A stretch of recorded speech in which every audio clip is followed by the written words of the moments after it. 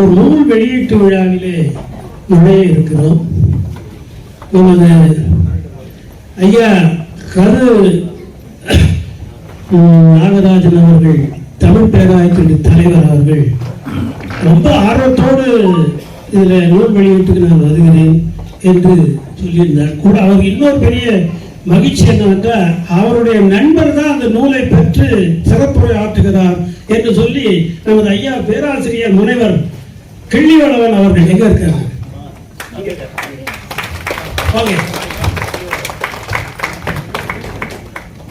அவர்கள் நானும் அவரும் பல நேரங்களில் இப்படி கொண்டும் கொடுப்பதுமாக குடியுடைய ஆண்டு கொள்கின்ற ஒரு பரம்பரை பழகிவிட்டோம் சொன்னார்.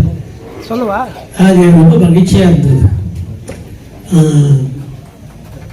அதாவது காய்ச்சல்லையே அவருக்கு கேட்ட காய்ச்சல் பனியினால காய்ச்சல் இருக்கு. இந்த காய்ச்சல் உடனே போயிடும், எதையாவது மருந்து இருக்கு விட்டா உடனே போயிடும். ஒரு காய்ச்சல் போகவே போகாது, புலவர் காய்ச்சல் ஒண்ணு இருக்கு. ஆனால் எந்தவித புலவர் காய்ச்சலும் இல்லாமல் நீங்கள் எல்லாம் நன்கு அறிந்த பட்டிமன்ற பேச்சாளர் புலவர் ராமலிங்கம் அவர்கள் தான் என்ன சொன்னாங்க, எனக்கு அறிமுகப்படுத்தி வைத்தவர் கிள்ளிவளவன் அவர்களை அறிமுகப்படுத்தி வைத்தவர் அவர்கள் தான் புலவர் ராமலிங்கம். அவ்வளவு சொன்னார், சார் நீங்க கேளுங்க சார் அவர் பேச்சு அப்படின்னு. அவர்கள் வந்திருக்கிறார்கள். இப்ப நம்முடைய கிள்ளிவளவன் ஐயா அவர்கள் மிகச்சிறந்த முறையிலே நான் இப்ப அவருடைய ப்ரொஃபைல்லாம் உட்காந்து படிச்சு நேரத்தை அவருக்கு ஈடு அவரே தான் என்ற ஒரே சொல்லால் அவரை அறிமுகம் செய்து விட்டு அடுத்து இந்த நூலை வாங்கி முதல் பரிதையை பெற்றுக் கொள்கிற நமது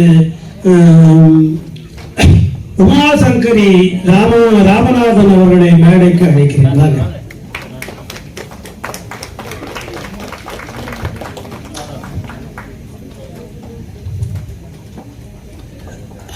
அவங்களுடைய ப்ரொஃபைல கேட்டிருந்தேன்,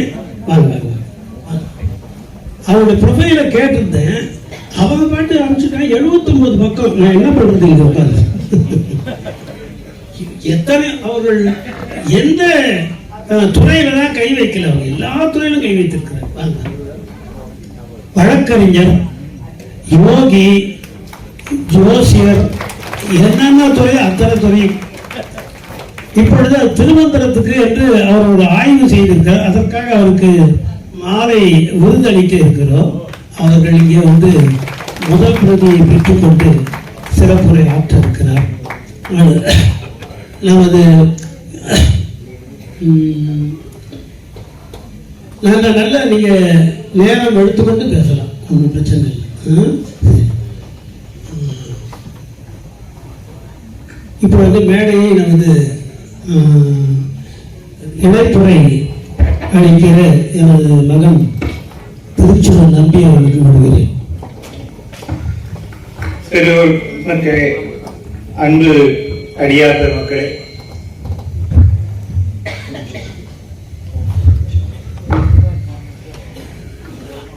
இந்த முற்றோதல் விழா 35வது ஆண்டு திருமந்திர முற்றோதல் சிறந்த முறையிலே இறை திருவுருளினாலே நடைபெற்றுக் கொண்டிருக்கின்ற வேளையிலே வருடந்தோறும் ஒரு நூலை வெளியிடுவது என்பது எங்களுடைய வழக்கமாக உள்ளது. அந்த வகையிலே இந்த முறை ஒரு அற்புதமான ஒரு நூலை இந்த நல்ல நிகழ்விலே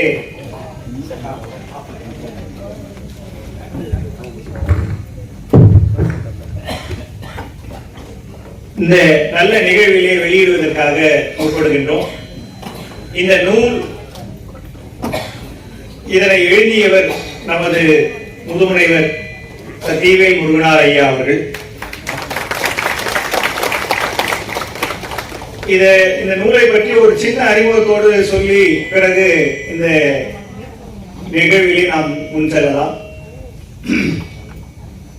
லண்டன் மாநகரில் இருந்து ஒரு அம்மையார் அவர்கள், இலங்கை நாட்டை சார்ந்தவர்கள், லண்டன் மாநகரிலே அவர்கள் புலம்பெயர்ந்த நிலையிலே அவர்கள் அறிவியல் ரீதியாக ஒரு சில தொடர்புகளோடு இருக்கக்கூடிய அந்த நிலையிலே அவர்கள் அந்த நியூக்ளியர் ஆராய்ச்சி செய்கின்ற இடத்திலே ஒரு நடராஜர் சிலையை நிறுவுவது என்பதற்காகவும் அதை செய்கின்ற வேளையிலே அதற்குரிய பொருள் என்ன, சும்மா சாதாரணமா நடராஜர் உருவத்தை பற்றிய விளக்கங்களை எல்லாம் கொடுக்காமல் அறிவார்ந்த அடிப்படையிலே அறிவியல் ரீதியாக அந்த விளக்கங்களை வழங்க வேண்டும் என்று அவர்கள் முற்பட்ட போது இந்த ஆன்மீகத்தோடும் அறிவியல் சார்ந்த ஆன்மீகத்தோடும் அந்த புரிதலோடும் எழுதி தரக்கூடிய ஒரே பெருமகனார் சத்தியவேல் முருகனார் தான் என்ற முடிவு எடுத்து அங்கிருந்து தொடர்பு கொண்டு அதனை விளக்கமாக எழுதி தருமாறு என்னுடைய தந்தையார் அவர்களை கேட்டுக்கொண்டார்கள். அதன் வழி அது தமிழில் மட்டுமல்ல ஆங்கிலத்திலேயும் அப்படியே அதனை எழுதி பதிக்க வேண்டும் என்பதற்காக அவர்கள் முன்னெடுத்தார்கள். அதோடு மட்டுமல்லாமல் அந்த நிகழ்வை இலங்கையை சார்ந்தவர்கள் என்பதனாலே இப்படி ஒரு சிலையை கொழும்போ என்கின்ற அந்த பன்னாட்டு விமான நிலையத்திலே இன்டர்நேஷனல் ஏர்போர்ட் அங்கே அதை நிறுவி இலங்கை அரசு அதை வெளியீடு செய்வதாகவும் இருக்கிறார்கள். மறு வெளியீடு செய்வதற்காக அங்கே முனைந்து கொண்டிருக்கிறார்கள். அநேகமாக அது வருகின்ற ஜனவரி மாதத்திலே தை மாதத்தை ஒட்டி ஒரு நாளிலே அதை நடைபெற இருக்கிறது. அதற்கு முன்னாக அதை இங்கே தமிழ் மக்களுக்காக நம் மக்களுக்காக அதை வெளிக்கொண்டு வர வேண்டும் என்கின்ற அந்த உயர்ந்த நோக்கோடு அந்த நூலை இங்கே வெளியிடுகின்றோம்.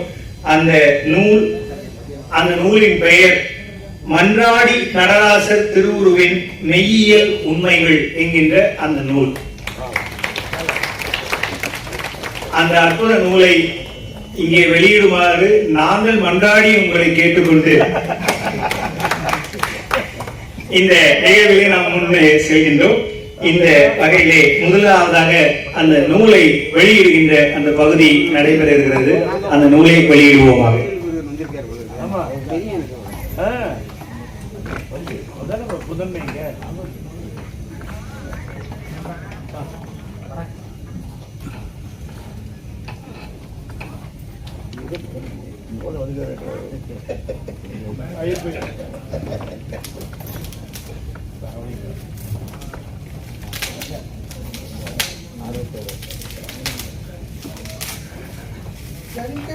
தென்தில்லை மண்டுள் அடி போற்றி,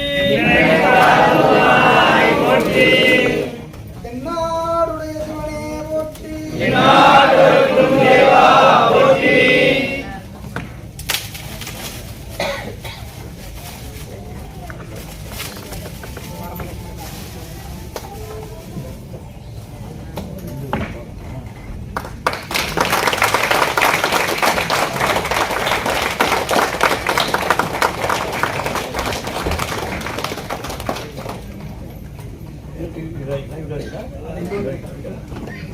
நீங்களே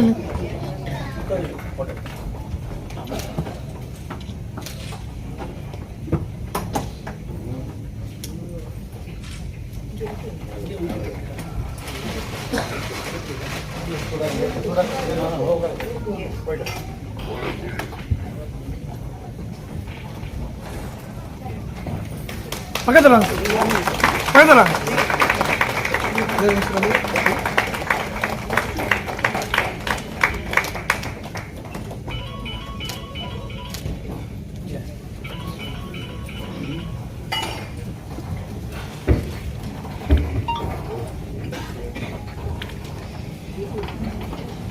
இந்த நூலை வெளியிட்டு சிறப்பு செய்த அவர்களுக்கு இந்த மன்றத்தின் சார்பாக சிறப்புகளை செய்து அவர்களை பேசுவதற்கு அழைக்க இருக்கிறோம். முதலாவதாக நமது கிள்ளிவளவன் ஐயா அவர்களுக்கு பொன்னாடை போற்றி சிறப்பு செய்கிறோம்.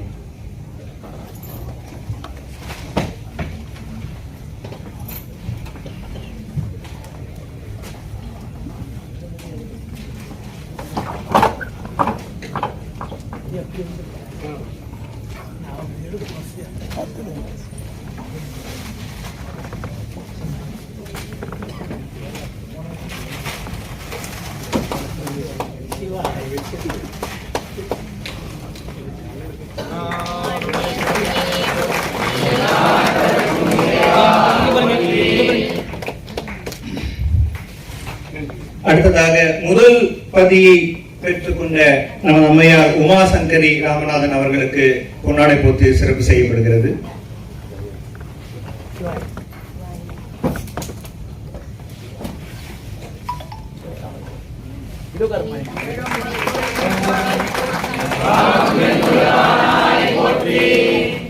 அடுத்ததாக இந்த நூலை சிறந்த முறையிலே ஆக்கி தந்த நமது ஆசிரியர் பெருமகனார் புதுமுனைவர் செந்தமிழ் வேள்வி சோதரர் சத்தியவேல் முருகனார் ஐயா அவர்களுக்கு பொன்னாடை போர்த்தி சிறப்பு செய்யப்படுகிறது. நமது கிள்ளிவளவன் ஐயா அவர்களுக்கு சிறப்பு செய்கிறார்கள்.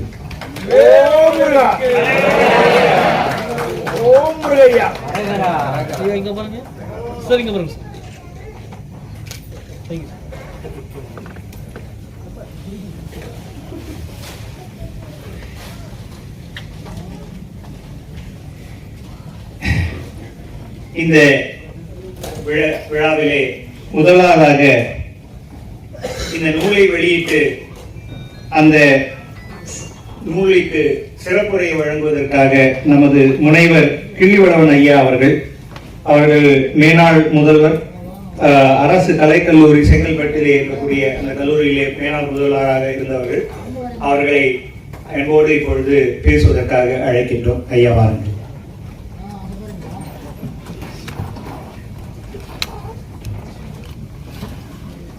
ஐயா, அனைவருக்கும் என்னுடைய பணிவான வணக்கங்கள். மீண்டும் ஒரு முறை அனைவருக்கும் வணக்கம். நீங்க திருப்பி சொல்லுவீங்கிற ஒரு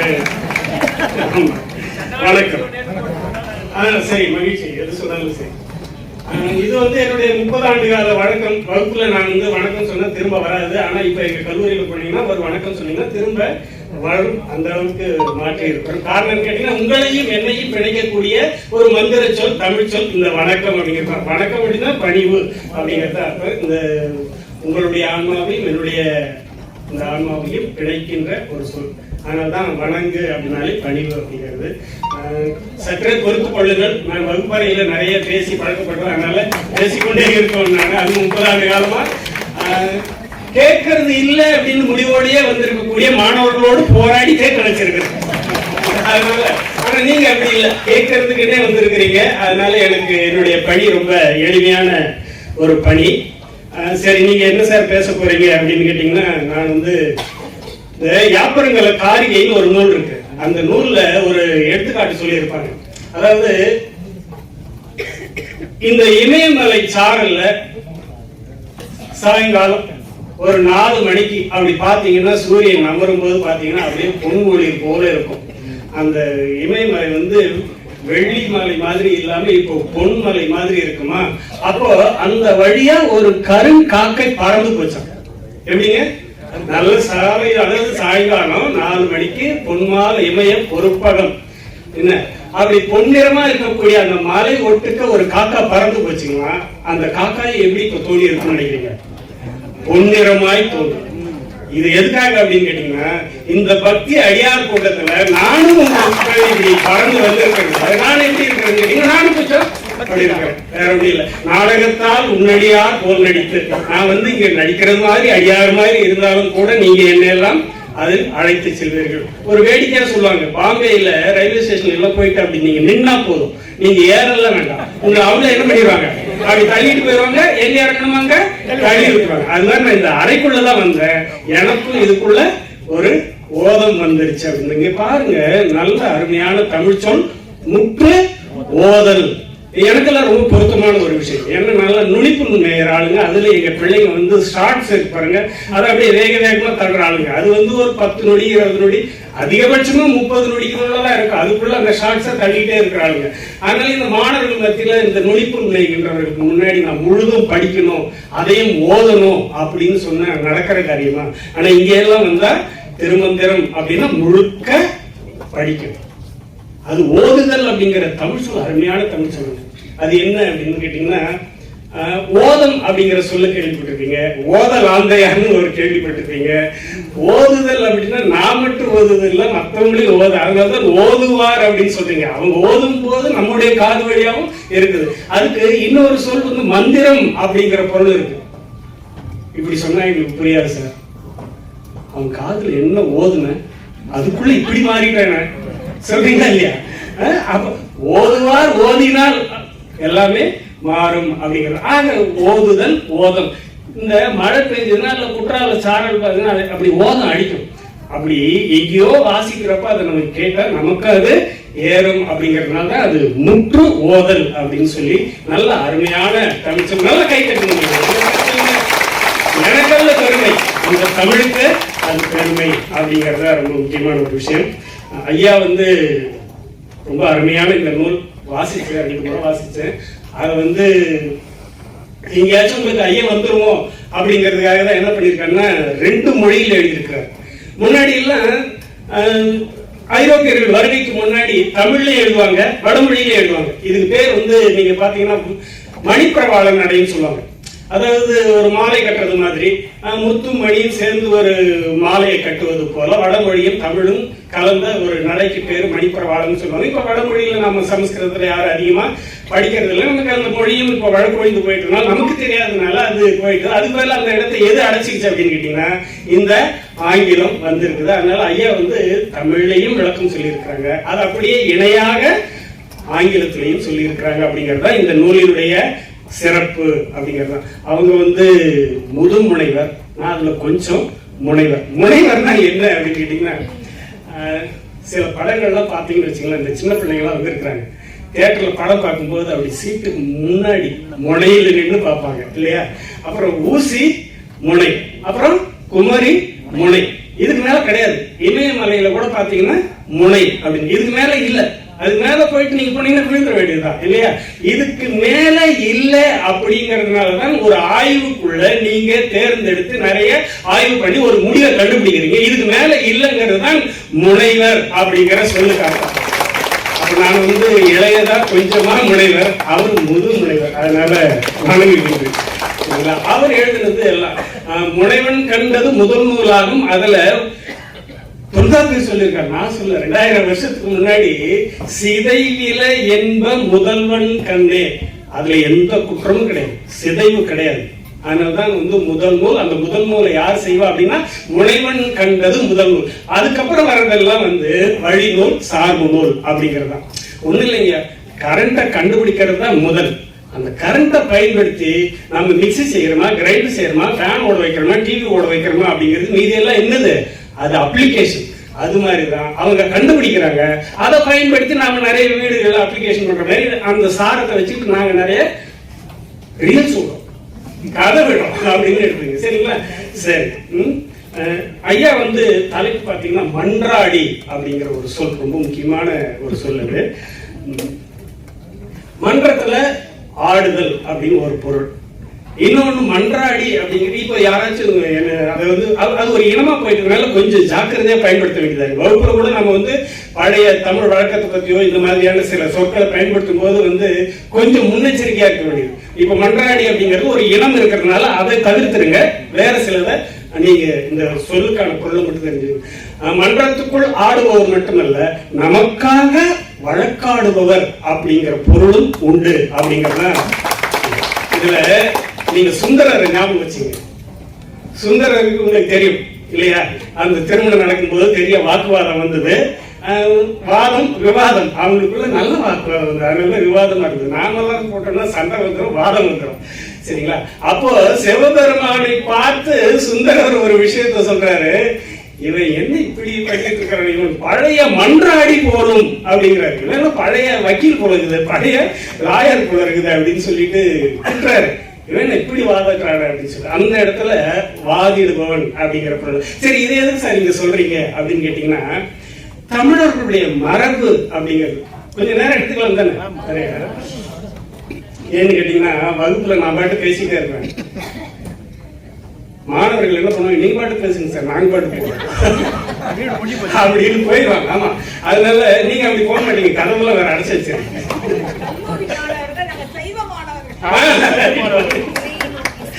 நீங்க எல்லாம் தெய்வம் மச்சான்.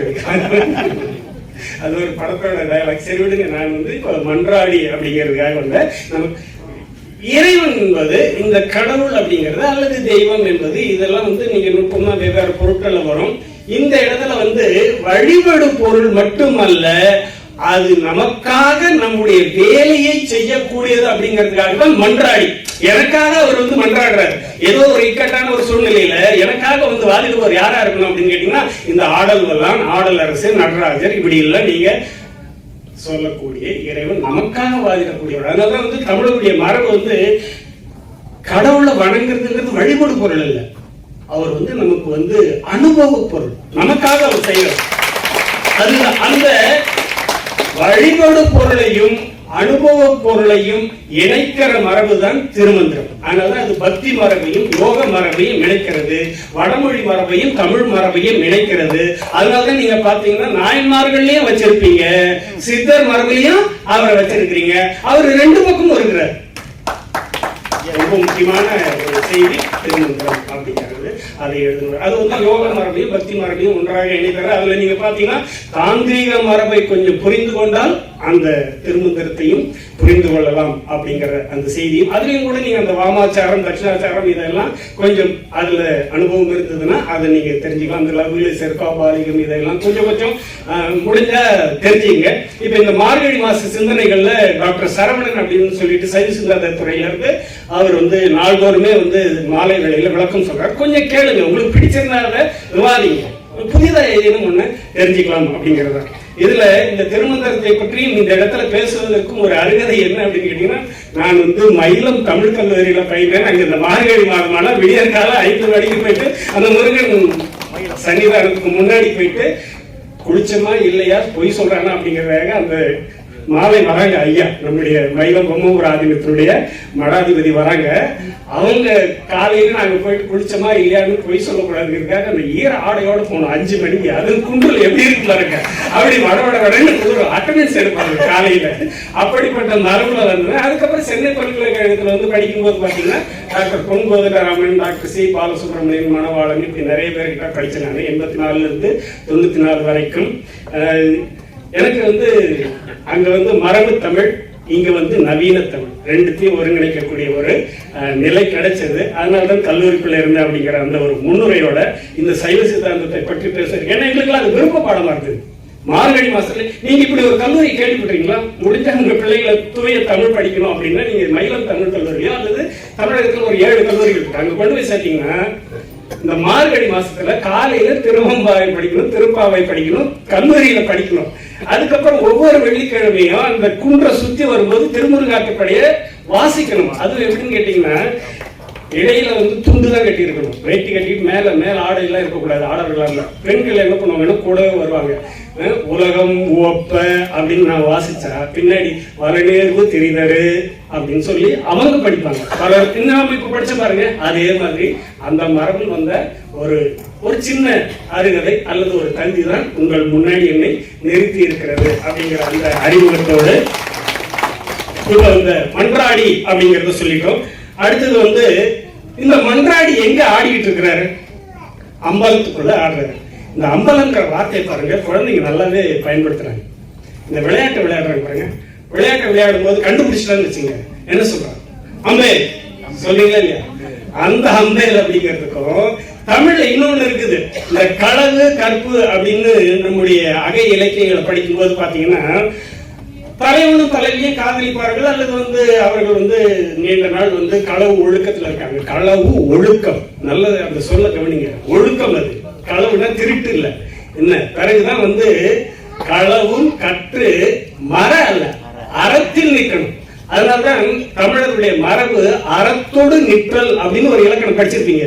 தயவுசெய்து நீங்க தமிழ் முறையாக பயின்றிருந்தாலும் சரி இல்லைனாலும் சரி இந்த வார்த்தைகளை கவனிங்க, சொற்களை கவனிங்க. சரிங்களா? வார்த்தையும் சொற்களும் வந்து ரெண்டு ஒண்ணுதான். வார்த்தை எடுப்பதால் என்னுடைய உள்ளே இருக்கக்கூடிய இந்த ஒலியை நான் உங்கள் முன்னால் வார்த்தை எடுக்கிறேன். எப்படி வீட்டுல அம்மா எல்லாம் இட்லியை வார்த்தை எடுக்கிறாங்களோ அது மாதிரி நான் என்ன பண்றேன், மாவா இருக்கிறத இட்லியா மாத்துறீங்க. அது மாதிரி நான் இங்க இருக்கக்கூடிய ஒலியை உங்கள் முன்னால் வார்த்தை எடுக்கிறேன். அதனால சொல்லுனாலும் சரி, சார் வார்த்தை வந்து வடமொழி தானே இல்லை, என்னை கூட வார்த்தை எடுத்திருக்கிறது தமிழ் கல்லூரி இல்லையா?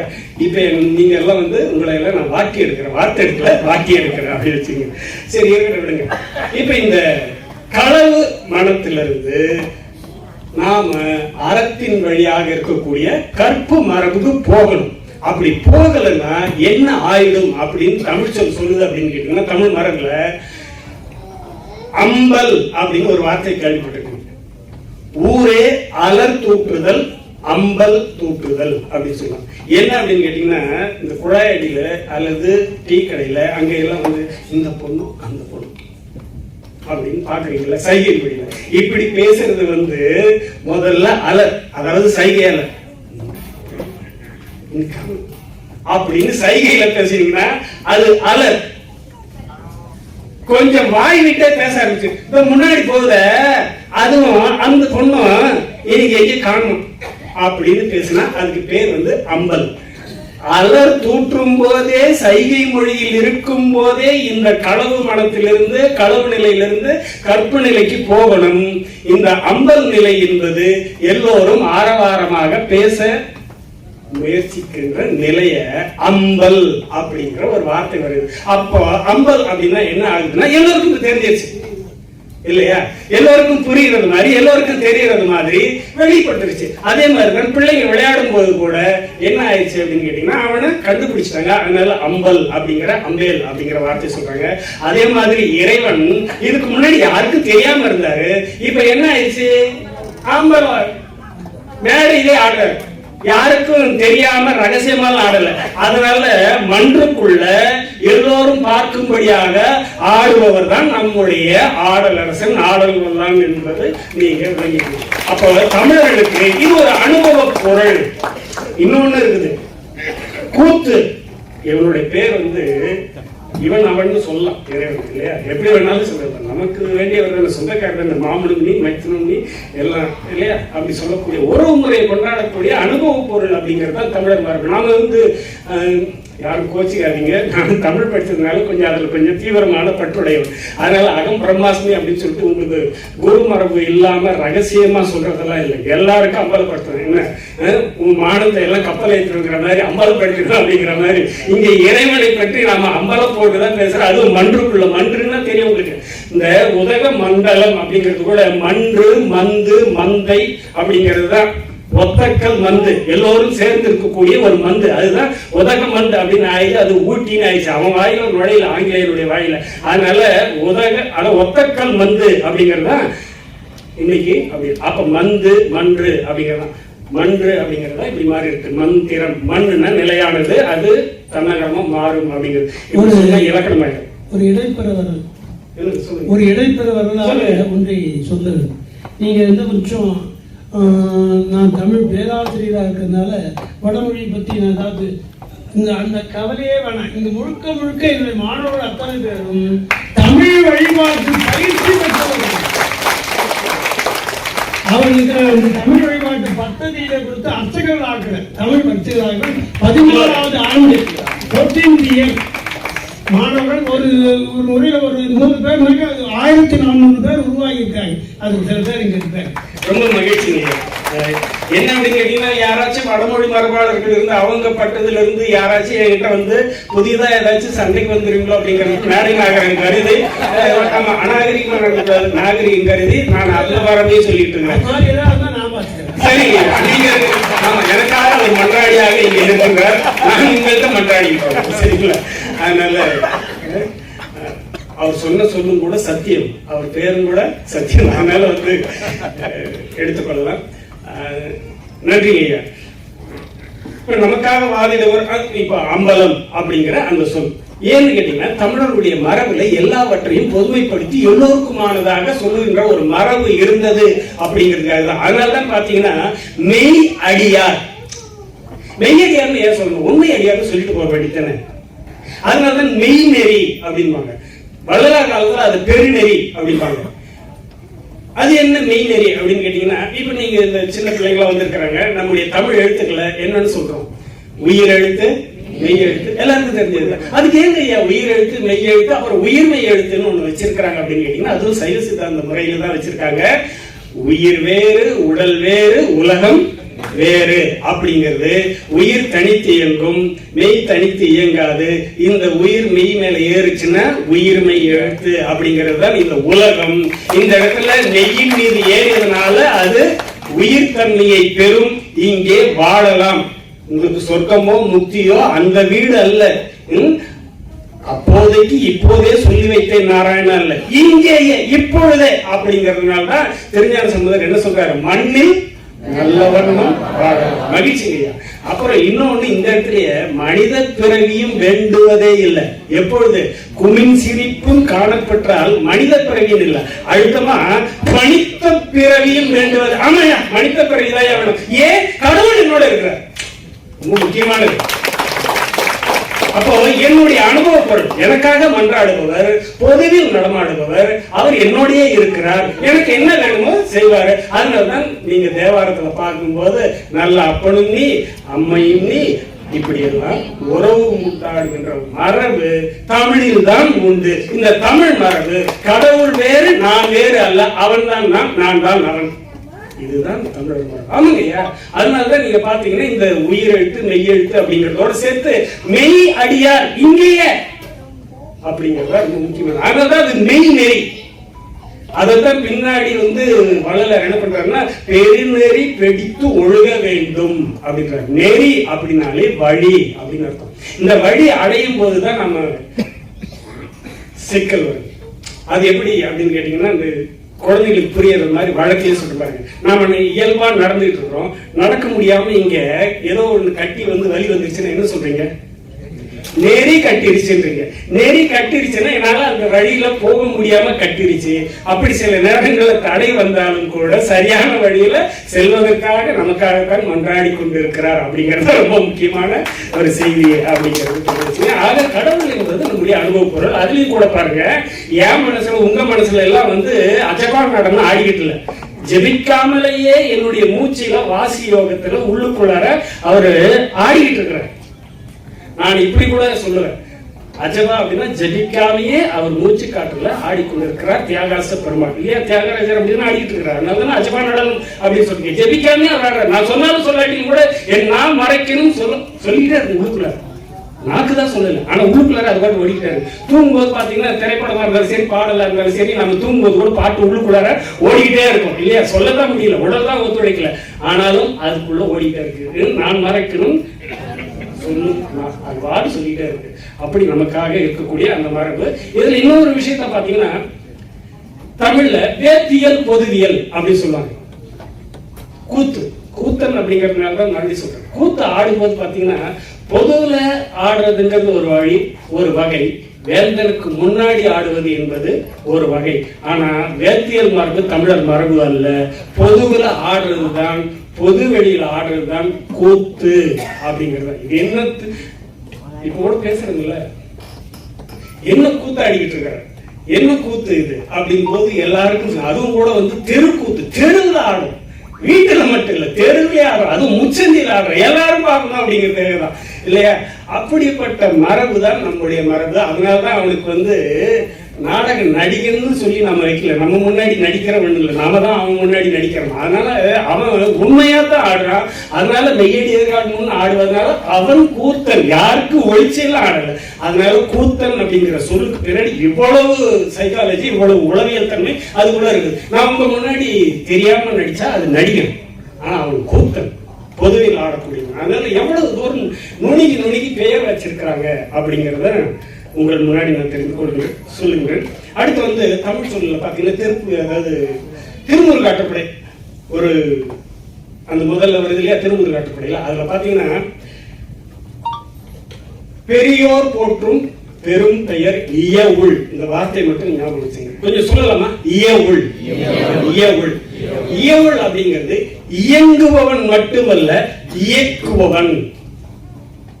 இந்த சொல்லுதான் முருகனுடைய இந்த தன்மை தான் ஒவ்வொரு அடியார் மனதிலையும் இருந்து அவன் இயங்குவது மட்டுமல்லாமல் நம்மையும் இயக்குகிறான் அப்படிங்கிற பெரும்பெயர் இயவுள் அப்படிங்கிற அந்த சொல்லுதான் பிற்காலத்துல காரைக்கால் அம்மையாருக்கு பிறகும் இந்த திருமந்திரத்தை திருமூலர் சொன்னதுக்கு பிறகும் எப்படி வந்து இயங்குது அப்படின்னா இப்ப மன்றத்துக்குள்ளேயே இயங்குகின்ற இயவுள் என்கின்ற அந்த சொல்லுதான் பின்னாடி இயக்கமாக மாறி உங்கள் முன்னாடி கூத்தன் அப்படின்னு வந்தது அப்படிங்கிறத கொஞ்சம் அப்படி கொஞ்சம் கொஞ்சமா டெவலப் ஆகுது, வேற ஒன்றும் இல்லை.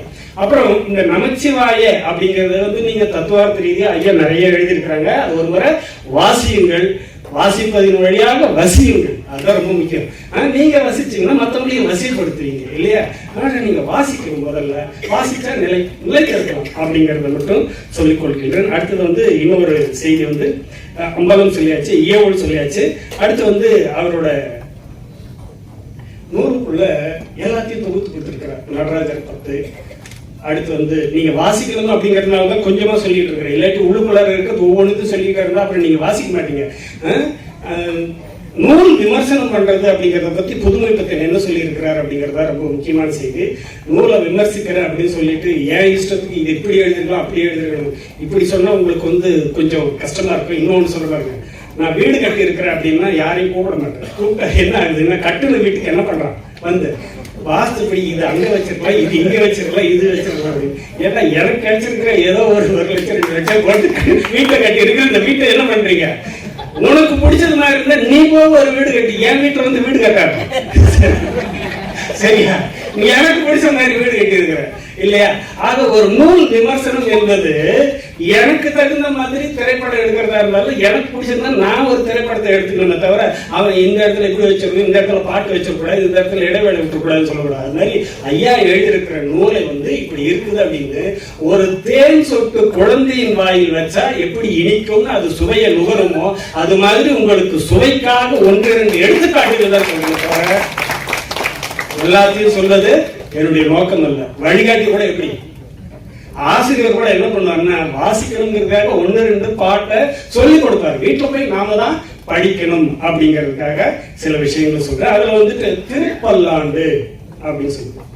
நாம இறைவனுக்கு தாலாட்டு பாடுறோம், அவனையும் குழந்தைய வச்சிருவோம். அவனையும் குழந்தைய வச்சுக்கிட்ட பிள்ளைத்தமிழ் சேக்கிழார் கூட சேக்கிழாரை பிள்ளைத்தமிழ பாடி இருக்கிறார். மகாவித்வான் மீனாட்சி சுந்தரம் நாமளும் வந்து அவனை பிள்ளை தாளையில அப்படி பெரியாளர் அங்க பாடி இருக்கிறாரு.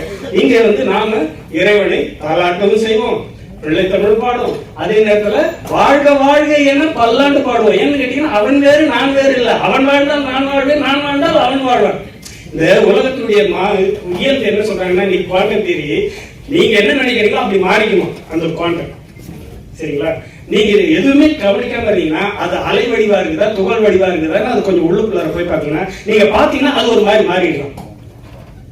பார்க்கலன்னா அது அலை வடிவில் அது பாட்டு இயங்கி கொண்டு இருக்கிறது இல்லையா? இது ரொம்ப முக்கியமானது. அதனால நான் இருக்கிறதுனால தான் நீ இருக்கிற, நீ இல்ல நான் இல்லைன்னா யாரு உங்க கடவுள் சொல்லுவாங்க? இருங்க ஏங்க நான் நல்லவன்னு யார் என்னை அடையாளப்படுற? ஒரு திறன் முன்னாடி இருக்கிறேன், நான் உயரமானவன் கொள்ளமானவன் அப்படின்னு யார் ஒப்பிட்டு சொல்றேன்? என் பக்கத்துல ஒருத்தர் இருந்தா நான் நல்லவனா கேட்டவனா கருப்பா சோப்பான்னு எப்ப சொல்றீங்க? யாராச்சும் ஒருத்தர் பக்கத்துல இருக்கணும். நான் இருக்கிறதுனால தான் நீ கடவுள், நான் இல்லைன்னா சொல்றதுக்கு என்னங்க இறைவன் வந்து அவரை போற்றணும், காணணும், நினைக்கணும். மகிழ்ச்சி மகிழ்ச்சி.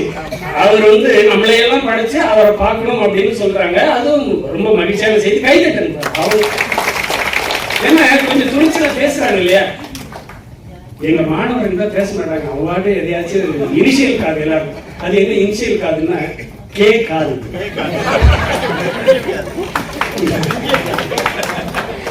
அப்படிப்பட்ட மாணவர்கள் மத்தியில நான் உரையாடி கொண்டிருந்தேன் 30 ஆண்டுகள், 1 வருஷம் 2 வருஷம். அப்ப எவ்வளவு பக்குவப்பட்டிருப்பாங்க. பக்குவப்படுவதற்காகத்தான் உனக்கு இது அப்படின்னு சொல்லுவாங்க. நான் வேடிக்கை கூட செய்வேன், கேட்பேன் சில கிட்ட, ஏங்க நீங்க அரசு ஊழியரா அரசு பணியாளரா? இன்னும் அரசு வேலையாளர்னு ஒண்ணு இருக்குது. நீங்க அரசு பணியாளரா அரசு ஊழியரா? அரசு ஊழியர்னு சொல்ல மாட்டேன், அரசு பணியாளர். எல்லோருக்கும் பணி செய்து கிடப்ப என் கடல் பணி செய்து கிடப்பதே அப்படிங்கறதுனால பணிவோடு அந்த இதை செய்யறோம். அதுல ஒரு துணிவோட செய்யறோம். ஊழியம் அப்படிங்கிறது என்ன அப்படின்னு கேட்டீங்கன்னா, நான் கலெக்டர் ஆகணும்னு நினைச்சேன், என்ஜினியர் ஆகணும்னு நினைச்சேன், டாக்டர் ஆகணும்னு நினைச்சேன். என் தமிழ் கல்லூரியில படிச்சு இங்க லெக்சரர் ஆகணும்னு என் தலையில எழுதி பாருங்க. அதுக்கு பேர் என்னது? ஊர். அந்த ஊழலை அடிப்படையா வச்சு எனக்கு இங்க ஒரு வேலை கிடைச்சிருக்கு பாருங்க, அது ஊழியம். என் தலை எடுத்து இந்த கரடி இங்க இருக்கு அப்படின்னு சொல்லுவாங்க. அதனால ஊழியர் அப்படின்னு சொல்லவே மாட்டேன். நான் இந்த ஊழ்வினையால் செய்வதல்ல, நானாக விரும்பி இதை செய்கின்றேன் அப்படிங்கிற அந்த அடிப்படையிலேயே அதை சொல்றேன். சரிங்களா? சரி, அடுத்தது வந்து இந்த வழிபாடு அப்படிங்கிறத இந்த ஒரு சொல்ல மட்டும் என்ன பின்னாடி அம்மா இருக்கிறாங்க. இதுல ரொம்ப முக்கியமான ஒரு செய்தி என்னன்னு கேட்டீங்கன்னா, முதல்ல காரைக்கால் அம்மையார் தான் வந்து ஐயா இந்த கால வேறுபாடுல திருமூலர் முந்தியா அம்மா முந்தியா அப்படிங்கிற ஒரு விவாதம் உண்டு. அதுக்குள்ள நான் போகல. ஆனா காரைக்கால் அம்மையார் தான் என்ன பண்றாங்க அப்படின்னு கேட்டீங்கன்னா, இந்த இறைவனுடைய இந்த வடிவத்தை அவங்க கொண்டு வராங்க அப்படிங்கிறதுனால அவங்க பேய் வடிவா ஏன் எடுத்துக்கிட்டாங்கன்னா, இந்த உடல் துறப்பு மட்டுமல்ல, தாந்திரீக மரங்களை எல்லாவற்றையும் எதிர்ப்பது அப்படின்னு. இந்த திருவாசகத்துல கூட நீங்க வந்து மாணிக்கவாசகர் சொல்றது மாயாவாதம், இந்திய மாயாவாதம். மாயாவாதம்னா எல்லாரும் என்ன திட்டும் போது நான் வந்து உறுதியா இருக்கிறேனா அப்படிங்கிறத பார்க்கணும். அந்த சண்டை மாறுற மாதிரி அவன் என்னை திட்டணும். அகோரிகள் கூட கோரமா இல்லைன்னு அவங்க சொல்லிக்கிறாங்க அகோரின்னு. ஆனா நமக்கு அது பயமா இருக்குது. அவங்க என்ன பண்ணுவாங்கன்னா, எதிரியும் வந்து வெறுப்பு இருக்கக்கூடாது அப்படிங்கிறதுக்காக தான் ஒரு மருந்து அளவுக்கு கொஞ்சமா அந்த பிணத்தினுடைய ஒரு விஷயத்த நாக்குக்குள்ள சுவைக்க கொடுப்பாங்க. உங்களுக்கு அருவருப்பு வரக்கூடாது அப்படிங்கிறதுக்காக தான். இது வந்து பௌத்த காவாலிகர்களே உண்டு. நம்மள 4 பேர் திட்டுனா நமக்குள்ள இருக்கிற ஆணவம் வரக்கூடாது. திட்ட திண்டுக்கல் மாதிரி அப்படியே உட்கார்ந்துட்டு இருக்கிற தன்மை வருமா அப்படின்னா, அது எல்லாம் திருமணமான சரியாயிருக்கையா அப்படிங்கிற மாதிரி என்ன, அது ஒரு முக்தி தான். இது அம்மா ஏதாச்சும் வேடிக்கையா சொல்லுவாங்க, வகுப்புல சொல்ற மாதிரி கோச்சிக்காதீங்க. ராமகிருஷ்ண பரமஹம்சர் சொல்லுவாரு, உனக்கு வந்து திருமணம் ஆயிடுச்சுன்னா முக்தி தான் அப்படின்னு. என்ன அப்படின்னு கேட்டீங்கன்னா, நல்ல மனைவி அமைந்தால் இறைவனை எப்பொழுதும் வழிபட்டு கொண்டு எனக்கு ஒரு நல்ல மனைவியை கிடைத்ததற்கு மிக்க நன்றின்னு சொல்லி எப்பொழுதும் இறைவனை நினைச்சிட்டு இருக்கிறான். அல்லாத வகையில இருந்தா நான் எப்பொழுதும் முன்னையே நினைத்து கொண்டிருப்பது கைப்படுவாங்க மனைவி கொடுத்து அப்படின்னு. 2 வழியிலையும் மனைவி தான் என்ன பண்றாங்க, மனைவின்னு எடுத்துக்காதீங்க, துணைவர் அப்படின்னு எடுத்துங்க. என்ன என்கிட்ட வந்து அம்மாங்கெல்லாம் அப்படி முறைக்கிறாங்க, முறையீடுகள் முறைக்கிறாங்க. அதுல முறையீடுவது மட்டுமல்ல, முறைக்கிறது இருக்கிறது இல்லையா. அதனால வந்துட்டு வேடிக்கையாக சொல்லுவாங்க. அதனால இல்லறத்தில் இருந்தால் அது ஒரு நல்ல அறம்தான். அதுல வந்து முக்தியே கிடைச்சிடும் அப்படிங்கிறது தான். முக்தி என்பது வள்ளலாருடைய பாணியில சொல்றதா இருந்தா அடுத்த நிலை, முந்துரு சாதனம். இந்த ஆன்மா பிறந்தது இந்த அணுக்களுக்கு ஏதேனும் ஓய்வு இருக்கிறதா? நான் வந்து நீங்க அதுக்கு விவாதிக்கலாம், நிறைய சொல்லலாம். எனக்கு தெரிஞ்சதுதான் நான் சொல்றேன். நான் முதல்ல சொல்லிட்டேன், இந்த இமயமலைக்கு முன்னாடி பறக்கிற ஒரு காக்கா மாதிரி தான் நான் வந்து உங்க முன்னாடி சொல்லிட்டு இருக்கிறேன். அதனால காக்கன்னு என்னை காப்பாத்திக்கிறதுக்காக இந்த வார்த்தையை சொல்லிட்டு இருக்கிறேன். சரிங்களா? ஆக இந்த அணு வந்து ஓய்வு ஆக்கவோ அழிக்கவோ முடியாது. அது ஆற்றல் அடுத்ததா மாறிக்கொண்டு இருக்கிறது. அது மாதிரி இந்த உடம்பு கூட்டு உயிரா இருக்கிறது. இந்த கூட்டு உயிர் இறைவனுக்கு முன்னால் மறைப்பு தொழிலுக்கு வந்ததுக்கு பிறகு அருளப்படுகிறது. அந்த அருளல்ல நான் மீண்டும் பிறக்கணுமா இல்லை இந்த அமைதி நிலையிலேயே இருக்கணுமான்னு யார் முடிவு பண்றா? அவர்தான் முடிவு பண்றாரு. அதனால அந்த வள்ளலார் வந்து அழகா சொல்றாரு திருவருட்பால். என்ன சொல்றாருன்னா, முக்தி என்பது முந்தொரு சாதனம். அடுத்த நிலைக்கு போறதுக்கு முன்னாடி இப்போ கொஞ்சம் அமைதியா இருக்கிறோம். நம்ம வந்து ரெஸ்டாரண்ட்ல டிராவல் பண்ணும்போது கொஞ்ச நேரம் இப்ப டீ சாப்பிட்டு இருக்கோம், அவ்வளவுதானே தவிர இந்த மனித பிறவியில முக்தி என்பது வேறொன்றும் இல்லை. அடுத்த பணி இறைவன் அடுத்த. அதனாலதான் வருவிக்க விட்டுறேன். அவருக்கு முக்தி இருந்துட்டு தானே இருந்திருக்கும். அப்ப வருவிக்க விட்டுறேன்னா வேலையை போய் செஞ்சுதானே ஆகணும். அப்ப அவரு தானே நம்மள மாதிரி வந்து கஷ்டப்பட்டாரு. அதனால இறைவனுடைய ஆணை என்னவோ, இறைவனுடைய திருவருள் என்னவோ, அதன்படிதான் இங்கே எல்லாம் நடக்கும் என்பதற்காகத்தான் அது இருக்குது அப்படின்னு சொல்லியிருக்குங்க. அடுத்து திருப்பல்லாண்டையும் அதுல தொகுத்து கொடுத்திருக்கிறாரு. அதுல பல்லாண்டு அது சேர்ந்தனுடைய அந்த இது இருக்கு.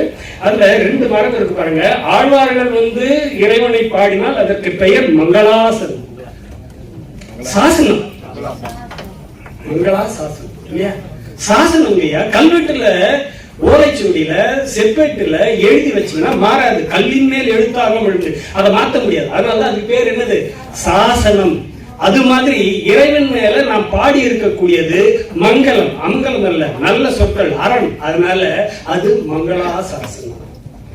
ஆனா நாம பாடினா, நாயன்மார்கள் பாடினா அது என்ன சொல்றீங்க? தேவார பாடல் பெற்ற தலம்.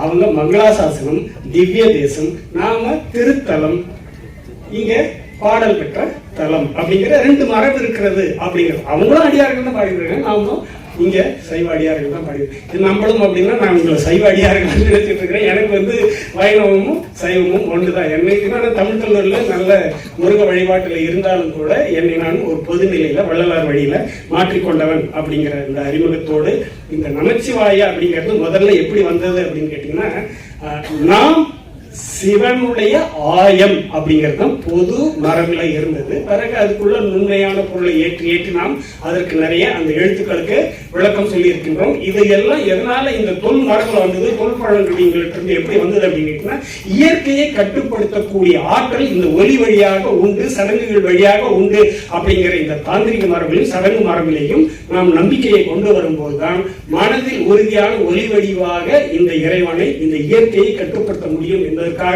இந்த மந்திரங்கள் ஒலிக்க ஆரம்பித்தன. தொல்பழங்குடியில் ஒரு 10,000 வருஷத்துக்கு முன்னாடி நடிச்சீங்க இல்லையா? அப்ப தமிழும் கூட அப்படி தடுமாறி அப்படிதான் வந்திருக்கணும் அப்படிங்கிறது. அப்ப இந்த மந்திரம் அப்படிங்கிறது கூட இப்படித்தான் வந்தது அப்படின்னு வரும்போது நம்முடைய சிவ ஆயம் அப்படிங்கிறத அப்புறம் நாமும் இல்லாம எல்லாமே சிவனுடைய ஆயம் அப்படின்னு முடிக்கணுங்கிறத நமச்சிவாய என்பது தொடங்கி சிவாயம் என்ன அப்படின்னு முடிக்கணும் அப்படிங்கிற ஒரு விளக்கமும் இருக்கிறது. நீங்க சொல்லுகின்ற விளக்கத்தை நான் ஏற்றுக்கொள்கிறேன், அதுவும் எனக்கு தெரியும்.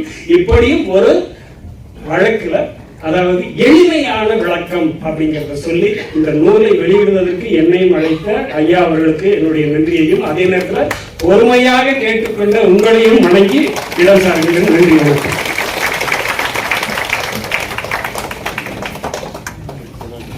முதல்வர் ஐயா அவர்களுக்கு நன்றி சொல்ல வேண்டும். இது மேனாள் முதல்வர், அரசியல் முதல்வர்லாம் நினைச்சாங்க. ரொம்ப மகிழ்ச்சியான செய்தின்னா அந்த பக்கம் வரும்போது ஐயா உணர்ந்துட்டார், குடிக்கணும்னு அவரே முடிச்சார். அதுபோல அவர்கள் சிறந்த முறையிலே அற்புதமான கருத்துக்களை எல்லாம் சொல்லிக் கொண்டிருந்தார்கள். குறிப்பாக மனைவியை பற்றி சொல்லும் பொழுது நிறைய கணவன்மார்கள் இங்க ரொம்ப சந்தோஷமா சிரிச்சாங்க. மனைவிமார் இல்லைன்ற தைரியத்தில் இல்லைன்ற தைரியத்தில் அவர்கள் முதல்வர் பேசும்போது சொன்னார்கள் கேட்காது என்று. இல்லை, இது கேட்கும் காது, கேள்வி செல்வர்களாகவே இங்கே மாணவர்கள் அமைந்திருக்கிறார்கள்.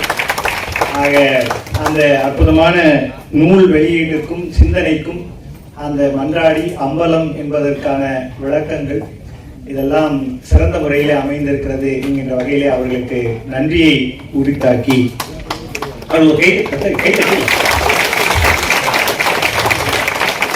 உத்தரவாதம் உண்டு. போகும்போது கைரேகைலாம் அழியாது, கண்டிப்பா உங்க கையில தான் இருக்கும், கை தட்டலாம்.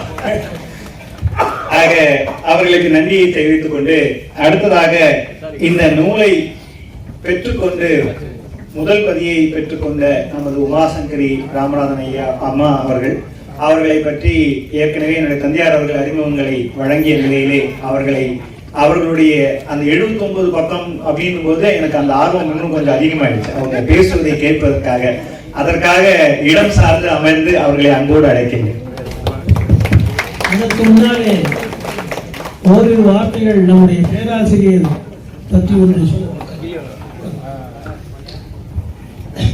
குரு வாழ்க, குருவே துணை. ஒரு நிமிஷம்.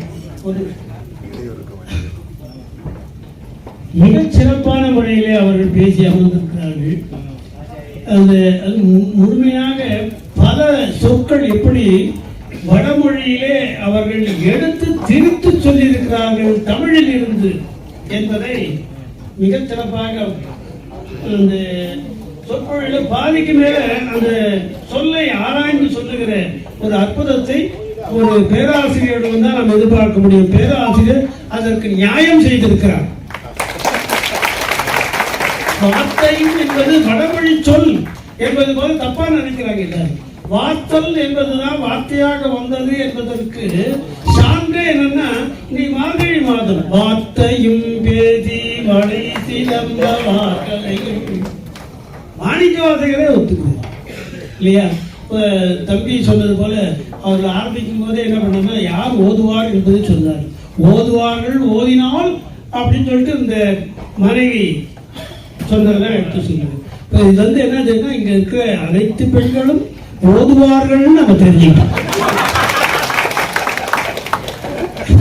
அது மட்டும் இல்லாம இன்னொரு பெரிய விஷயம் என்ன, அதாவது அம்பேல்ங்கிறதுக்கு என்ன பொருளே வரைக்கும் தெரியல இல்லையா? ஏன் இப்ப பேராசிரியர் யாருன்னு நமக்கு தெரிஞ்சு போச்சு, அம்பேல். அவர் பேசிய பல சொற்கள், பல விஷயங்கள் எல்லாம் தேன் தேனாக இணைத்தது. நானே சொல்ல, அந்த கே என்பதற்கு பொருள் வேறு. நீங்கள் நினைப்பது போல கேட்காதது, கேட்கும் காது எங்களுக்கெல்லாம் என்ன சொல்ல வந்து எனக்கு முன்னாலே அவர் சொல்லிட்டு போயிட்டார், தம்பியும் சொல்லிட்டு போயிட்டார். ஆக இவருடைய பேச்சு எல்லாமே ரசிச்சு கேட்டோம். அவர் ஏதோ கிள்ளி வளவன், அதாவது தப்பா போயிடுச்சு, அவர் எல்லா வருஷத்தையும் அள்ளி வளவனாக இருக்கிறார் என்பது அவரை வாழ்த்தி அறிவு. அம்மா பேசலாம். குரு வாழ்க, குருவே துணை.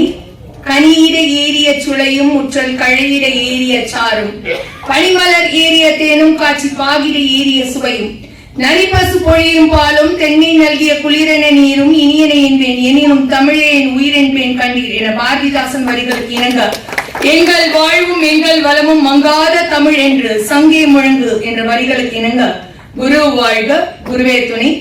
35வது ஆண்டு திருமன்ற முற்றோதல் விழாவில் எனக்கு பேச வாய்ப்பளித்த சத்திவேல் முருகனார் ஐயா அவர்களுக்கும் ஆன்றோர்கள் சான்றோர்கள் கூடியிருக்கும் இவ்வகையில் சிவனடியார்களாக திகழும் எல்லா சிவனடியார்களுக்கும் முதற்கண் என் நன்றியையும் வணக்கத்தையும் கூறிக்கொள்கிறேன். தெளிவு குருவின் திருமேனி காணல், தெளிவு குருவின் திருநாமம் செப்பல், தெளிவு குருவின் திருவார்த்தை கேட்டல், தெளிவு குரு சிந்தித்ததானே என திருமந்திரத்தில் கூறியுள்ள 138வது பாடலில் தொடங்கி என்னுடைய உரையை தொடங்குகிறேன். இந்த புத்தகத்தை பார்க்கும் போது பாத்தீங்கன்னா ரொம்ப அருமையாக இருந்தது. அதாவது நடராஜருடைய நடனம், நடராஜருடைய கூத்து, நம சிவாய, சிவாய நம, சிவ சிவ என்ற வகையில் பலதரப்பட்ட அருமையான கருத்துக்கள். அதாவது எல்லார் வீட்டிலும் இருக்க வேண்டிய பகவத்கீதை இருக்க வேண்டும் சொல்வாங்க, ஆனால் எல்லார் வீட்டிலும் இருக்க வேண்டிய ஒரு பொக்கிஷமாக இந்த புத்தகம் திகழ்கிறது என்றுதான் கூறுகிறோம். நாம் ஒரு சைவர் சிவனடியார் என்று நாம் கூறும்போது இந்த புத்தகம் ஒவ்வொருவர் வீட்டிலும் இருக்க வேண்டும் என்பது என்னுடைய ஒரு தாழ்மையான ஒரு கருத்தாக இந்த இடத்துல பதிவு செய்துவிட்டு, அதாவது சிவபெருமானுடைய எனக்கு முன்னாடி பேச ஐயா ஒரு சில மன்றாடி அப்படின்னு என்னன்றத சொன்னார். ஆடல் வல்லார் ஆடுபவர் என்ற வகையில் பல தரப்பட்ட கருத்துக்களை சொன்னாரு. இதுல இந்த புத்தகத்துல எனக்கு ரொம்ப பிடிச்ச விஷயம் என்னன்னா, அருவம் உருவம் அருவுருவம் என்ற வகையில் ஒரு கருத்து கூறப்பட்டுள்ளது. அருவுருவம் என்பது உருவம் பரம்பொருளுக்கு 3 நிலைகள் உண்டு என்று சிவஞான சித்தியார் நூல் பற்றி கூறியிருக்கிறது. இறைவன் 3 நிலைகளில் சித்தாந்தப்படி அருவுருவம் என்றால் லிங்கம் வடிவிலும், உருவம் என்றால் நடராஜர் வடிவிலும், ஏனென்றால் கண்ணுக்கு புலனாகிறது என்ற வகையிலும் கூறப்பட்டுள்ளது. இது மட்டும் இல்லாம பாத்தீங்கன்னா ஐன்ஸ்டீன் அவர்களை பற்றியும் இந்த புத்தகத்தில் கூறப்பட்டுள்ளது. ஐன்ஸ்டீன் அவர்கள் கூட இந்த சார்பு நிலை கோட்பாட்டுக்கு உட்பட்டது என்ற வகையில் ரிலேட்டிவிட்டி தியரியை பற்றி இந்த புத்தகத்தில் கூறப்பட்டுள்ளது. அது மட்டுமல்லாமல் நமக்கு எல்லாருக்குமே தெரியும், எளிமையின் சிகரமாக திகழ்ந்திய டாக்டர் அப்துல் கலாம் அவர்களும் இந்த புத்தகத்தில் அவரை பற்றியும் கூறப்பட்டுள்ளது என்று சொல்லலாம். அவரும் நம்மளுடைய அணுவை அவர் அன்றி ஓரளவும் அசையாது என்றது போல அவரும் இந்த நடராஜரை பற்றி சிறப்பான ஒரு கருத்தை அப்துல் கலாம் ஐயா அவர்களும் கூறியுள்ளார்கள். இது மட்டுமல்லாமல் இந்த நூலை பற்றி பார்க்கும்போது ஊன நடனம், ஞான நடனம் என்ற வகையில் நடராஜருடைய நடனங்களை பற்றி கூறப்பட்டுள்ளது. ஊன நடனம் என்றால் என்ன என்று பார்த்தோம் என்றால் அறிவியல் நடனமாக நாம் எடுத்துக்கொள்ளலாம். ஞான நடனம் என்றால் நம் உயிர்கள் மெய்யறிவு பெற்று தன்னை அடைவித்து பேரின்பத்தை வழங்கக்கூடிய தான் நமது ஞான நடனம் என்று சொல்லலாம். இதுக்கு அப்பாற்பட்டு பார்க்கும்போது பேரின்ப நடனம் நம்மளை அணைத்துக் கொண்டு மீண்டும் நம்மள நிரந்தரமாக நிலைக்க செய்ய நடராஜர் எடுத்துக்கொண்ட நடனம் தான் பேரின்ப நடனம் என்று சொல்லலாம். இது மட்டுமல்லாமல் இந்த நூலில் பார்க்கும்போது நம சிவாய, ந என்றால் நடப்பு, மா என்றால் மறைப்பு, சி என்றால் சிறப்பு, வா என்றால் வனப்பு, அருள் என்று எடுத்துக்கொள்ளலாம். இந்த நடராஜரை பற்றிய பார்க்கும்போது இந்த கருத்துக்கள் எல்லாம் திருமந்திரத்தில் 9வது தந்திரத்தில் கூறப்பட்டுள்ளது என்று நாம் சொல்லலாம். இது மட்டுமல்லாமல் திருக்கூத்தை பற்றி பார்க்கும்போது 2வது மசிவய என்றும் எடுத்துக்கொள்ளலாம். நமசிவய என்றால் ஊன நடனம், சிவாய நம என்றால் ஞான நடனம், சி என்றால் சிறப்பு என்று எடுத்துக்கொள்ளலாம். வா என்றால் வனப்பு, உயிர் நடப்பு என்று எடுத்துக்கொள்ளலாம். மா என்றால் மறைப்பு என்று சொல்லலாம். சிவய சிவ என்றால் உடலுக்குள் ஆனந்த நடனம் என்ற வகையில் எடுத்துக்கொள்ளலாம். இந்த பேரின்ப நடனத்தை நாம் படிக்க படிக்க படிக்க படிக்க படிக்க தேனூரி பாயும் என்று நாம் சொல்ல. இந்த புத்தகத்தை நான் பாத்தீங்கன்னா ஒரு 10 முறை இந்த புத்தகத்தை படித்தேன். தேனில் இனிக்கும் தேனமுது என்று சொல்லலாம். எப்படி தமிழை தேன் என்று பாரதிதாசன் ஐயா அவர்கள் கூறினாரோ அதே போல தேன் சொட்ட சொட்ட சொட்ட சொட்ட இருக்கும். ஒவ்வொருவரும் இந்த புத்தகத்தை கண்டிப்பாக படிக்க வேண்டும் என்ற ஒரு கருத்தையும் 5 பொன்னம்பலத்தை பற்றியும் இந்த புத்தகத்தில் கூறியுள்ளது.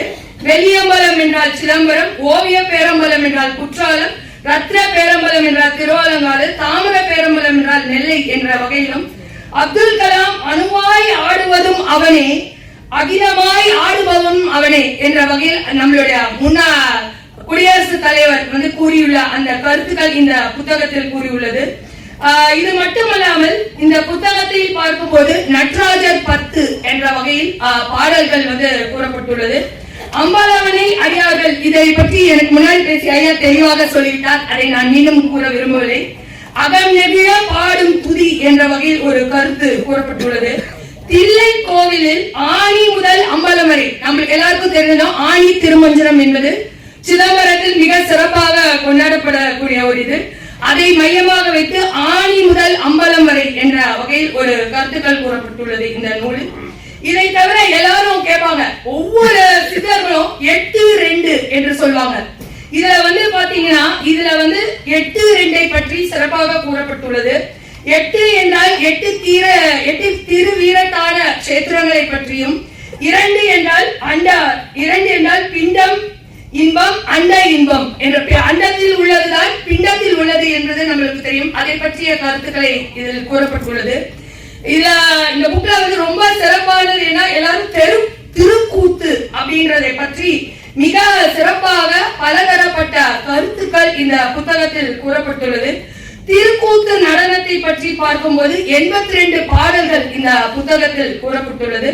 சிவனின் ஆனந்த நடனத்தை கண்டு அதன் மூலம் ஞானத்தையும் உண்மையும் உணர்ந்து அகங்காரத்தை நீக்கி இறைவனுடன் ஒன்றிணைப்பதற்குரிய ஆன்மீக அனுபவம் இதில் கிடைக்கும். நம்ம எல்லாருக்கும் தெரிஞ்சுக்கோம், மும்மலங்களான ஆணவம் கண்வம் மாயையை நாம் சுமந்து கொண்டுதான் வந்திருக்கிறோம். இதெல்லாம் போக்கி ஞானத்தை அடைய வேண்டும் என்பதுதான் நம்மளுடைய ஒரு உயரிய நோக்கமாக இருக்க வேண்டும் என்ற வகையிலும் 9வது தந்திர இதுக்கு அடுத்தபடியாக பார்த்தோம் என்றால் சிவானந்த கூத்து என்ற வகையில் 8 பாடல்கள். சிவானந்த கூத்து என்றால் ஆன்மீக நடனம், தத்துவ விளக்கம், சிவனின் பேரின்ப நடனத்தை அந்த ஆனந்த நிலையை அடைவதற்கான தியான முறைகளையும் ஞானத்தையும் சித்தியையும் குறிக்கக்கூடிய வகையில் இது கூறப்பட்டுள்ளது. அடுத்தபடியான அதாவது கூத்து அப்படின்னா நம்ம வேற மாதிரி நினைச்சுப்போம். ஆனா இதுல கூத்து என்ற தலைப்பிலேயே பலதரப்பட்ட நடராஜரின் கூத்து என்பது இந்த புத்தகத்தில் கூறப்பட்டுள்ளது. சுந்தர கூத்தை பற்றி பார்க்கும்போது 7 பாடல்கள் இதில் கூறப்பட்டுள்ளது. ஆற்றலையும் சக்தியையும் வெளிப்படுத்தக்கூடிய ஒரு கூத்தாகவும் தெய்வீக நடனங்களை ஒரு குறிப்பிட்ட ஆன்மீக முக்கியத்துவம் வாய்ந்தது என்பதை குறிப்பிடக்கூடிய ஒரு கூத்தாக இருக்கிறது. நான் ஏன் பாடல்களை சொல்லவில்லை என்றால் இந்த தலைப்பை வைத்து எல்லோரும் அந்த புத்தகத்தை வாங்கி அதில் உள்ள பாடல்களை படிக்க வேண்டும் என்பதால் அந்த பாடல்களை நான் குறிப்பிடாமல் தலைப்புகளை மட்டும் குறிப்பிடுகிறேன். அடுத்ததாக பார்த்தோம் என்றால் பொற்பதி கூத்து, அதில் 10 பாடல்கள் கூறப்பட்டுள்ளது. இதுக்கு முன்னாடியே நான் உங்களுக்கு எல்லாருக்கும் சொன்ன அண்டத்தில் உள்ளதுதான் பிண்டத்தில் உள்ளது என்ற வகையிலும் அண்டத்திலும் பிண்டத்திலும் உடல் இறைவன் ஆடும் நடனம் ஆகும் என்ற வகையிலும் பரவசத்தை அளிக்கும் நடனம் என்று கூறலாம். இந்த பொற்பதி கூத்து பாத்தீங்கன்னா கோவிலை சுற்றி வீதியில் நிகழும் நடனமாக அதனை நாம் எடுத்துக்கொள்ள முடியும். அடுத்ததாக பார்த்தோம் என்றால் ஒற்றிலை கூத்து. ஒற்றிலை கூத்தை பற்றி பார்க்கும்போது 13 பாடல்கள். பிரபஞ்சத்தையே அங்கமாக அரங்கமாக வைத்து ஆடப்படும் ஒரு கூத்தாக இந்த நடனம், இந்த கூத்து எல்லாம் எப்ப நடக்கும் அப்படின்னு சொல்லிட்டு பாத்தீங்கன்னா நம்மளோட மார்கழி மாதம் திருவாதிரை நாளில் சிதம்பரத்தில் ஆடப்படும் நடனங்களை தான் இந்த கூத்து என்ற தலைப்பில் கூறலாம். இந்த கூத்தை பற்றி இந்த புத்தகத்தில் கூறப்பட்டுள்ளது. அடுத்ததாக பார்த்தோம்னால் அற்புத கூத்து. நம்ம வாழ்க்கையே ஒரு அதிசயமாக நம்ம அரிது அரிது மானிடராக பிறத்தல் எது, கூர் குருடு செவிடு இல்லாமல் பிறத்தல் அரிது என்ற ஔவையார் கூறிய வரிகளை போல நம்ம இந்த அரிதான மனித பிறவி எடுத்திருக்கோம். இந்த அரிதான மனித பிறவியில் நடராஜருடைய கூத்துகளையும் நடனத்தையும் கண்டு ரசித்து அவர் கூறப்படும் கருத்துக்களை நாம் உள்வாங்கி மெய் உணர்வை அடைய வேண்டும். இந்த அற்புத கூத்தை பற்றி பார்க்கும்போது ஆதி அந்தம் இல்லாத திரு நடனம் ஞானத்தையும் ஆனந்தத்தையும் வெளிப்படுத்தும் ஒரு நடனம் என்ற வகையில் கூறப்பட்டுள்ளது. எனக்கு முன்னாடி பேசிய ஐயா திருப்பல்லாண்டை பற்றி தெளிவாக சொல்லிட்டார். அந்த சேந்தனார் திருப்பல்லாண்டை பற்றி 13 பாடல்கள் இதில் கூறப்பட்டுள்ளது. சிதம்பரத்தை இது மட்டுமல்லாமல் இந்த 13 பாடல்களில் முதல் வரிகள் மட்டும் நான் கூறுகிறேன். மண்ணுலகத்திலேயே வளர்க நம் பக்தர்கள் என்று தொடங்கி உள்ளது என்று சொல்லலாம். சிவபெருமானை நீண்ட காலம் வாழ வேண்டும். அவர் வாழ்ந்தால்தான் நம்மளை வாழ வைக்கிறதே அவர்தான். அவர் போட்ட வாழ்க்கை மனித பிறவிதான். ஏனென்றால் நம்மளுடைய திருவாசகத்துல நம்ம பார்த்திருக்கோம், பூவாகி புழுவாகி பல் மிருகமாகி பறவையாகி பாம்பாகி கல்லாய் மனிதராய் பேயாய் கடவுளாய் வல் அசுரராகி முனிவராய் தேவராய் சொல்லாய் என்று தாவர சங்கமத்தில் எல்லா பிறப்பும் பிறந்தினைத்தேன் எம்பெருமான் மெய்யே உன் பொன்னடிகள் கண்டு வீடுற்றேன். இந்த அரிதாக இருந்து நாம் மனித பிறவி எடுத்திருக்கோம். ஓரறிவில் இருந்து மனித பிறவி எடுத்திருக்கோம். இந்த மனித பிறவி நாம் வாழ வேண்டும் என்றால் அவர் வாழ்ந்தால்தான் நம் வாழ முடியும் என்ற வகையில் சேந்தனாருடைய திருப்பல்லாண்டில் கூறப்பட்டது. இந்த சேந்தனாருடைய திருப்பல்லாண்டை பற்றி பார்க்கும்போது பஞ்சபுராணம் எல்லோரும் படிச்சிருப்போம். அந்த பஞ்சபுராணத்திலும் அவருடைய திருப்பல்லாண்டி என்பது குறிப்பிடப்பட்டுள்ளது என்று சொல்லலாம். இந்த அரிய பொக்கிஷமான இந்த நூலை எல்லோரும் பெற்று யாம் பெற்ற இன்பம் பெருக வையகம் என்ற வகையில் நாமும் நான் பெற்ற அதே இன்பத்தை நீங்கள் எல்லோரும் பெற்று இன்ப நுகர்ச்சியை அனுபவித்து மெய்ப்பொருளை அடைய வேண்டும். இந்த அரிய பிறவியிலேயே நாம் பெற வேண்டும் என்று கூறி இறுதியாக சிதம்பரத்தை பற்றி கூறியதால் சிதம்பரத்திலிருந்து வள்ளலார் அவர்களுடைய ஒரு பாடலை பாடி என்னுடைய உரையை முடிக்கிறேன்.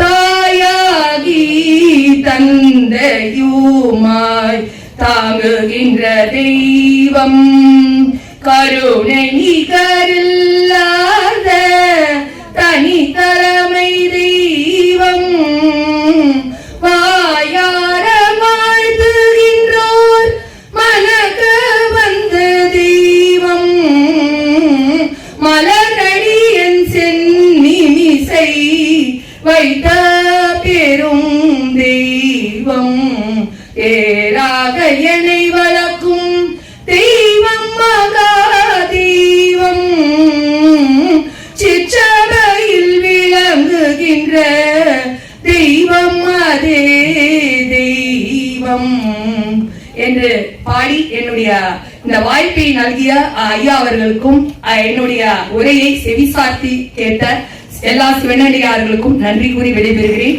வாழ்க வையகம், வாழ்க வையகம், வாழ்க வளமுடன். குரு வாழ்க, குருவே துணை. நன்றி, வணக்கம்.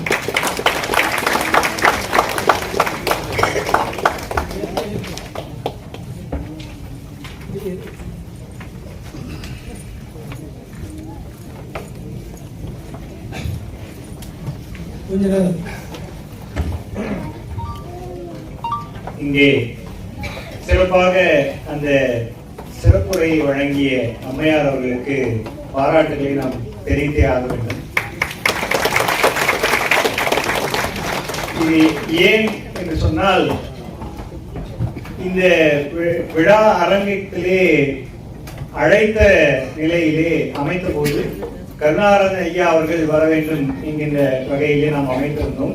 அந்த நூலை பெற்று அதே போல கிளிவளவன் ஐயா அவர்கள் அதை பற்றிய சிறப்புரை வழங்குவார்கள் என்றிருந்தோம். அம்மையார் அவர்கள் திடீர் பேச்சாளர். ஆனால் திடீர் பேச்சாளர் என்று சொல்வதற்கு இல்லாமல் சிறந்த முறையிலே அந்த நூலை முழுமையாக படித்த ஒரு நிலையிலே அதில் ஊன்றி ஒரு முறை 10 முறை படித்திருக்கிறார்கள் என்கின்ற வகையிலே அந்த ஓதுதலை செய்திருக்கிறார். முற்றும் ஓதுதல் என்கின்ற வகையிலே முற்றோதலை செய்திருக்கிறார் என்கின்ற வகையிலே அதனுடைய பேச்சிலே அவர்களுடைய சிறப்புகளை எல்லாம் அழகாக எடுத்துரைத்தார்கள். அதற்காக அவர்களுக்கு மிகுந்த நன்றியையும் பாராட்டுதலையும் தெரிவித்துக் கொள்கிறோம். ஏன்னா திடீர் பேச்சுன்றது சும்மா இல்லை. யாரையும் கூப்பிட்டு திடீர்னு அங்க உட்கார்ந்துட்டு இருக்கும்போது இப்படி பேசலாம் அப்படின்னு நம்ம எத்தனையோ தடவை சொல்லுவோம். இங்க கொடுத்து மைக்க கொடுக்கும்போது தெரியும். அதுக்கப்புறம் மைக்கு என்ன கை ஆடுது, மைக் ஆடுதா கை ஆடுதான் தெரியாது. அதான் அந்நேரத்துல இருக்கிறோம். ஆக அப்படி அற்புதமான நிலையிலே அவர்கள் பேசிய அந்த நிலையிலே அடுத்ததாக நம்முடைய நூல் ஆசிரியர் அவர்கள், நம்முடைய குருபிரான் முதுமுனைவர் சத்தியவேல் முருகனார் அவர்கள் இந்த விழாவினுடைய ஏற்புரையை, இந்த நூல் வெளியீட்டினுடைய ஏற்புரையை வழங்குவதற்காக அன்போடு அழைக்கின்றோம். என்னாருடைய சிவனே போற்றி, ஏகம்பத்துரை எந்தாய் போற்றி, கோடை கண்ணி கூறன் காண்க. என்னுடைய மாணவர்கள் என்று நன்றாக வைப்பித்து விட்டீர்கள். என்ன காரணம்? தென்னாடுடைய சிவனே போற்றினா சில பேர் சொல்லுவார்கள். அதுக்கப்புறம் ஏகம்பத்துரை எந்தாய் போற்றினா ஏகம்பத்து சொல்லிக்கிட்டு கோடை கண்ணி கூறன்னா நீங்க தான் சார் சொல்றேன் என்னையே பார்த்து அதெல்லாம் இல்லாதபடி நிசாரம் வகுப்பிலே ஏறத்தாழ 1400 அர்ச்சகர்கள், தமிழ் அர்ச்சகர்களை உருவாக்கிய இடையிலே ஒரு தாய் தன் மகனுடைய பெருமையை பார்த்து எப்படி அவள் மகிழ்வாளோ அதை போல உங்களை எல்லாம் மாணவர்களாக பெற்றதற்கு அடியேன் மனம் மகிழ்ந்து உங்களை எல்லாம் வாழ்த்துகிறேன். ஏற்புரைன்னு நான் 12 மணிக்குள்ள முடிச்சுனா தான் அடுத்த நிகழ்ச்சி வந்து அது 3 பேர் பேசணும் இல்லையா? பாவம் மற்றவங்களாம் திருச்சியோட நம்பி என்னுடைய மகன் அவன் ஏற்கனவே பேசணும்னு அவசியம் இல்லை, அங்கே விட்டு நிறைய பேசிட்டார். நீங்க அதிலேயே கழிச்சுக்கலாம்.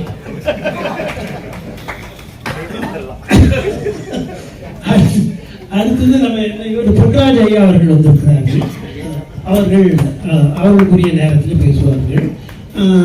அடுத்து நம்ம வந்து முதல் முறையாக கேட்கறது நம்ம சகோதரி கற்பகலட்சுமி. ஆமா, இப்படி வந்திருக்காங்க. இல்ல அதிகாரம் அருள் இருக்கும் அருள்.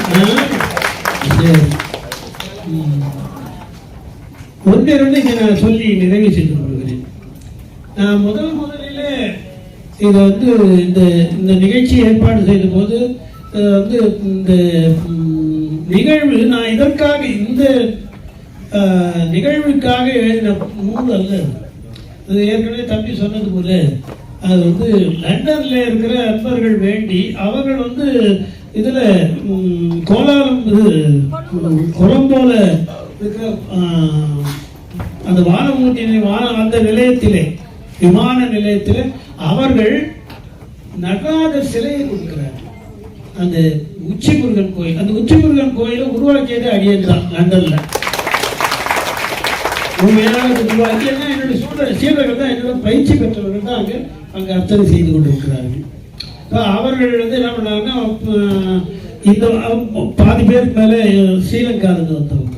அதனால அந்த ஸ்ரீலங்கன் ரிலேஷன் இருக்கும் இல்லையா, அஃபினிட்டி, அதில் அவங்க என்ன பண்ணாங்கன்னா நாங்கள் இந்த மாதிரி ஒரு இது கொடுக்குறோம்.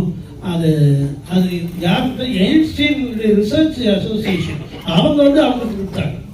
ஏன்னா எயின்ஸ்டீன் வந்து அவருக்கு சொன்னாங்கல்ல, அம்மா அதே தான் அவர் சொன்னார், E=c². நீங்கள் நான் சொல்கிறது தான் தமிழ்நாட்டில் தென்னாட்டில் அண்டம் பிண்டம்னு அவங்க ஒரு ஈக்குவேஷன் சொன்னாங்க. அண்டம் பிண்டம் என்கின்ற இதைத்தான் ரொம்ப நாள் கழிச்சு 19ஆம் நூற்றாண்டில் வந்து ஏன்சன் என்ற விஞ்ஞானி, அதற்கு பின் அவரை போல ஒரு விஞ்ஞானி இல்லை என்று சொல்லுகிற அளவுக்கு இருக்கிறவர் அதை கண்டுபிடித்து எழுதி, இது நான் சொன்னது அல்ல, முன்னாலேயே சொன்னது, அதுதான் இந்த நடராஜர் என்று நடராஜர் சிலையை வைத்தார்கள். அவங்களுக்கு ஒரு கிளை அமைத்தது லண்டன்ல அமைத்தாங்க. அது உடனே அங்கிருந்து இவங்க வந்து உங்க இந்த கிளைக்கு, அதாவது உச்சிமுருகன் கோயிலுக்கு நாங்கள் ஒரு நடராஜர் கொடுக்கலாம்னு நினைக்கிறோம் அப்படின்னு அங்கே வாங்கி இவங்க என்ன பண்ணுவோம், நீங்கள் என்ன பண்ண போறீங்கன்னா நாங்கள் ஸ்ரீலங்காவில் கொண்டு போய் வைக்க போகிறோம். அது கடைசியில் அங்கே போய் சேர்ந்தது வேலை இருக்கிறது. அப்போ என்ன பண்ணாங்கன்னா அவங்க அந்த தமிழிலும் எழுதுங்க, அதே மாதிரி ஆங்கிலத்திலும் எழுதுங்க. என்ன காரணம்னா அந்த இடத்துல வைக்கும்போது வரவங்களுக்கு அத்தனை பேருக்கு நான் இந்த ப்ரோஷர் கொடுப்போம். இப்போ ஆங்கிலத்தில் வெளியிலேருந்து வரவங்க எத்தனையோ பேர் பயணிகள், அவங்களுக்கு தமிழ் தெரியாத பயணிகள்லாம் இருந்தாங்கன்னா அவங்களுக்கு ஆங்கிலம் பயணம் ஆகும். ஆகவே நீ ஆங்கிலத்தில் கொடுத்துருங்க அது என்று சொல்லி ஒரு கண்டிஷன் போட்டாங்க. என்னன்னா எந்த வித புராண கதையும் அங்கே இருக்கப்படாது. நம்ம கொள்கையை அதுதானே நம்முடைய மாணவர்கள் சொல்லுவாங்க. முழுக்க முழுக்க அறிவியல். அந்த அறிவியல அதுல காட்டி அது நான் பட்டதான் அவங்க எழுதியிருக்காரு. நான் அதை பத்தி உள்ளுக்குள்ள புத்தகத்துக்குள்ள நான் போக விரும்புகிறேன். அதையெல்லாம் முழுமையாக அந்த சிறப்பான முறையில் அது அங்கே அமைகிறது. அந்த government approved, Sri Lankan government approve பண்ணிச்சு. நான் முதல்ல எழுதி கொடுத்து இது கரெக்டு தானா என்று பார்த்து அவங்களுக்கு எந்த விதமான ஆட்சேபனை இல்லாமல் இருக்கணும்லாம் பார்த்து அதுக்கப்புறம் அதை அப்ரூவ் செய்த பிறகுதான் இந்த புத்தகமே வெளிவரும். அதை மிகச் சிறப்பாக அவர் பேர் மன்றாடின்னு பேர். யாரு?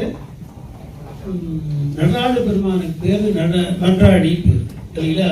மன்றாடி என்று சொன்னா அப்ப ஐயா அழகா சொன்னார். அதனால அவங்க இது வரைக்கும் புரியாது, இப்ப வேற ஏதோ புரிஞ்சு வச்சு அம்பேல்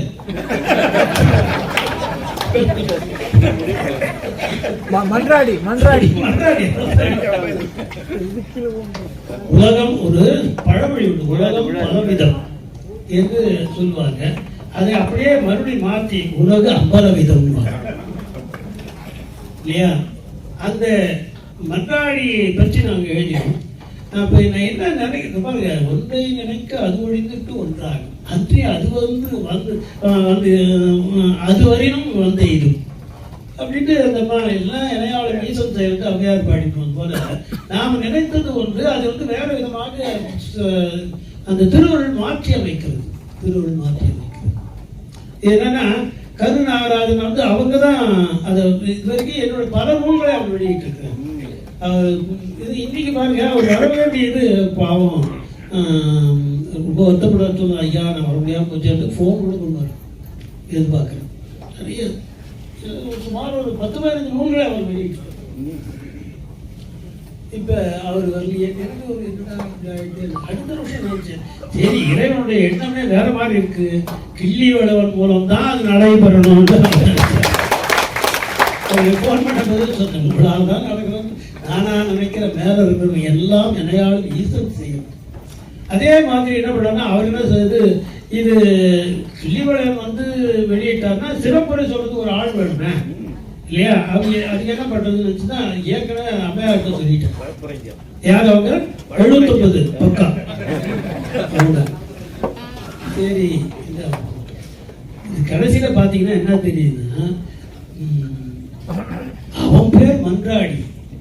அந்த மன்றாடி பற்றி அந்த நூலுக்கு ஒரு மன்றாடினா வந்து சிறப்புரை வழங்க வேண்டும் என்று இறைவன் திருவள்ளுவர். மன்றாடினா வழக்கறிஞர் வந்து இந்த அம்மா வழக்கறிஞர், அது சாதாரண வழக்கறிஞர். அந்த அம்மையார் சென்னை உயர்நீதிமன்றத்திலே ஒரு மூத்த வழக்கறிஞர்களாக இருக்கிறார்கள். நல்ல நிறைய தமிழ் பணிகள் செய்கிறார்கள். இறைவன் நினைக்கிறான் இந்த அம்மா தான் வரணும்னு அவன் நினைக்கிறான், நான் நினைக்கிறேன். ஸோ அதனால ஒரு மன்றாடி வந்து அதை பேசியிருக்கிறார்கள் என்பது மிகச் சிறப்பான திருவருள் என்று நான் நினைக்கிறேன். அதில் ஐயா சொல்லும்போது சொன்னார், அதாவது சாமி இப்ப என்ன ஆயிட்டாரு, உள்ள இருக்கிறார், கருவறையில தானே இருப்பாரு. நீங்க கோயிலுக்கும் அம்பலத்துக்கும் வித்தியாசம் தெரிஞ்சீங்க. மற்ற கோயில்களில் ஆண்டவன் எங்கே இருப்பான், கருவறைக்குள்ள இருப்பான். கருவறைக்குள்ள இருப்பான். அவன் ஆடுகிற அம்பலங்கள் 5 அம்பலங்கள். அங்கே ஆண்டவன் அல்ல, கருவறைக்குள் இல்ல, அம்பலத்தில் ஆடுகின்றான். அம்பலத்தில் ஆடுகின்றான் அப்படின்னா என்ன, பொது நடம், தில்லை பொது நடம் போற்றி போற்றி இல்லையா? பொது அது.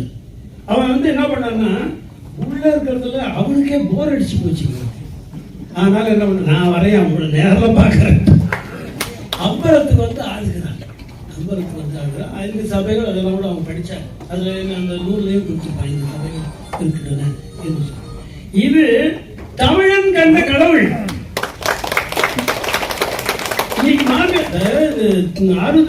மார்கழி மாதம் ஆக இந்த மன்றாடியினுடைய நூலும் மார்கழி மாதத்துலதான் வெளியாகணும்னு அவனா நினைச்சிருக்கான். எத்தனை திருவருள் சம்மதம். அதுக்கு அடுத்தது பாத்தீங்கன்னா நான் சொன்னது போல தமிழன் என்ன சொல்லுகிறான், கடவுளை அவர்கள் கருவறைக்குள்ளே பார்த்தது ஒரு பக்கம் போக இதெல்லாம் அவர்களுக்கு எளிமையாக சென்று சேர வேண்டும். அவன் அவர்களோடு ஒன்றியே ஏவல் சொன்னாங்க. பெரும்பெயர் ஏவல்னு சொன்னாங்க. அது ஏவல் என்பதுக்கு என்னன்னா ஏய்ந்து இயக்குபவன் பொருள். என்னன்னா ஏய்ந்து இயக்குபவன் தான் அதித்தித்தல் வடமொழியில சொல்லுவோம். அதிதேவதைன்னு சொல்லுவோம் இல்லையா? சைவ சித்தாந்தத்தில் அதிதேவதைகள் அதித்தித்தல் ஒரு என்னன்னா ஏய்ந்து இயக்குகிறான். உடனின்று தொழில் செய்தல், ஒன்றாகி வேறாகி உடனாகி. அப்ப அது அதித்தித்தல். அது இயைந்து இயக்குவதனால் அவன் ஏவல்னு வேணும். எல்லாம் தமிழ் சொல் காரண சொற்கள், எல்லாமே காரணம். நிறைய அந்த விஷயம் சொல்றது ரொம்ப சந்தோஷமா இருந்தது. ஏறத்தாழ நம்முடைய தமிழிலிருந்து ஆங்கிலத்துக்கு எத்தனை சொற்கள் சென்று சேர்ந்திருக்கின்றன என்றும், அதே மாதிரி வடமொழிக்கு எத்தனை சொற்கள் சென்று சேர்ந்திருக்கின்றன என்றும், வடமொழி மூலமாக லாட்டின் அண்ட் கிரீக்கு எப்படி போய் சேர்ந்தது என்பதில் முழுமையாக நான் ஆராய்ந்து அந்த சொற்களை எல்லாம் 1000 சொற்களை முழுமையாக எடுத்து தொகுத்து வைத்திருக்கிறேன். அது சொல்லும்போது எனக்கு அந்த மகிழ்ச்சியா இருக்கு. அந்த மகிழ்ச்சி. ஆக இப்ப தமிழனுக்கு தானே அவரோட சொல்லுவாங்க, அப்பன் அம்மை எல்லாம் உறவோட கொஞ்சமா சார் தமிழ கடவுளோட எப்படின்னா கொஞ்சம் திட்டார் சார். சுந்தரர் எவ்வளோ உரிமை இருந்ததுன்னா இங்க வந்தாரு கண்டுபிடிச்சு. சென்னைக்கு வந்தாலே எல்லாரும் ஏதாவது கிரும்பிச்சு இங்க வந்து போய் சொல்லி போயிட்டாரு. அதுல என்ன ஆச்சு, அவருக்கு அந்த மாதிரி கண்ணு போனது உடனே அவருக்கு 3 கண்ணு வச்சுட்டு எங்கிட்ட இருக்காரு போடுங்க அப்படின்னு பாடுறதெல்லாம் சொல்லிட்டு அது முதல்ல ஆரம்பிக்கிறது திட்டு தான். மகத்தில் புக்காதோ சனியனக்கான என்ன சொல்ற சனி சாதாரண சனி இல்லை, ஜோசி உண்மையை சொல்றாங்க. மக ராசியிலே சனி வந்தாங்கன்னா அது பயங்கரமா தூக்கி விட எங்கேயாவது ஒரு இடத்துல இல்லாட்டி அப்படியே அதான் பாதாளத்துல கொண்டு போய் விட்டுரும். ஜோசி இந்திய திருநாட்டில் 18வது அப்ரூவ்டு ஜோசியர் தான். ஒரு வாரம் எக்ஸாம் எழுதி பாஸ் பண்ணேன். நான் சும்மா மரத்தடி ஜோசி நினைச்சேன். முழுக்க அறிவியலோட வானியல் உண்மைகளோட ஆராய்ந்து பார்த்து இதை நான் அதிகமா சொன்னாலே எனக்கு ஒரு பிரச்சனை வந்துடும். உடனே என்கிட்ட ஒரு அந்த ஜாதகத்தை எடுக்கணும். அதெல்லாம் தாண்டி எங்கே அதனால எங்கே ப்ராக்டிஸ் பண்ணுறதே இல்லை. ஜோசியர் நம்ம போர்டு போட்டுருக்கோம். நம்ம எதுவும் பெரிய வேலைகள்லாம் இருக்கும். இப்ப அந்த மாதிரி இருக்கிற அந்த ஆண்டவனை கொஞ்சுகிறாரே, அந்த மாதிரி கொஞ்சுதல் வருவதனால என்ன, சாமி கிட்ட இருக்கிறார். சாமி கிட்ட இருக்கிறார். கடவுள் யாரெல்லாம் கிட்ட இருக்கிறாங்க, தமிழன் கிட்ட இருக்கிறார்.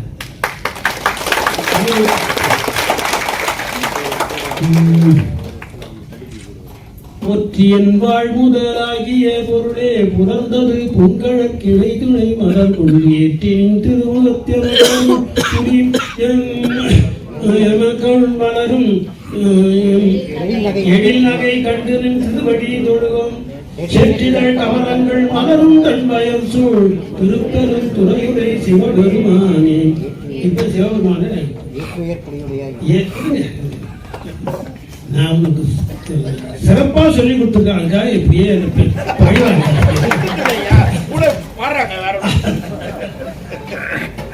அதுல என்ன சொல்றாருன்னா, எம்பெருமான் பள்ளி எழுந்தருளாயே, இப்படி வருது, எம்பெருமான் பள்ளி எழுந்தருளாயே.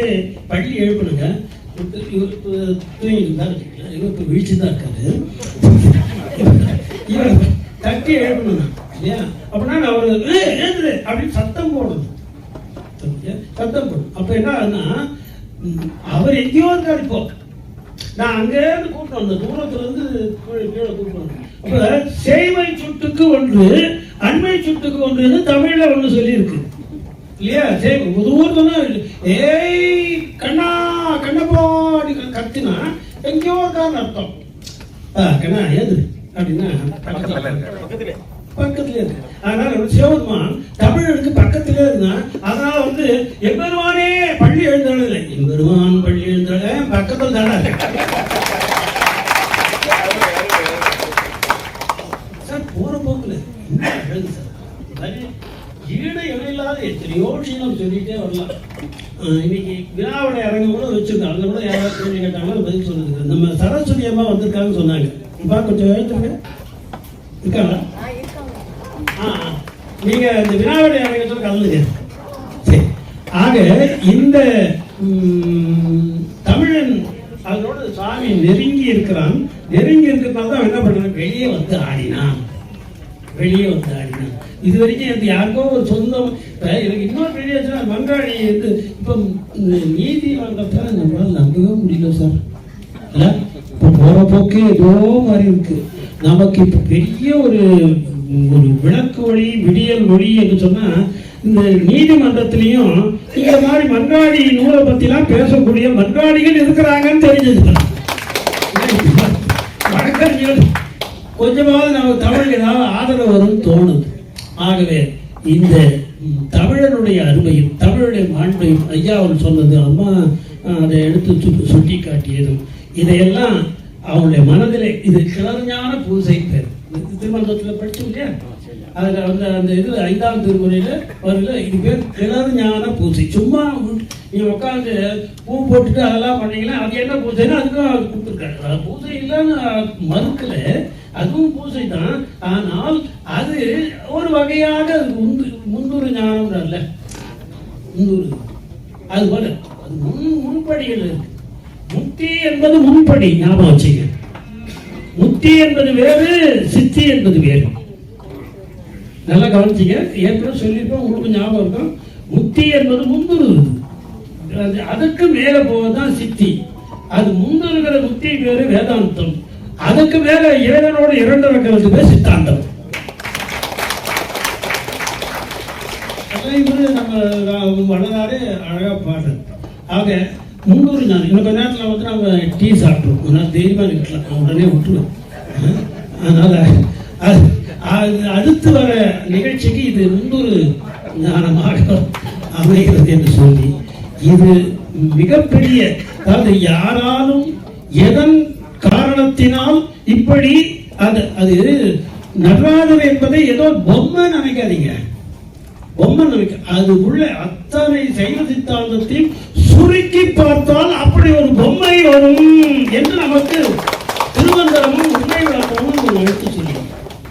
ஒரே வார்த்தை, உருவில் நடராஜருடைய உருவில் சிவாய நம என போதே.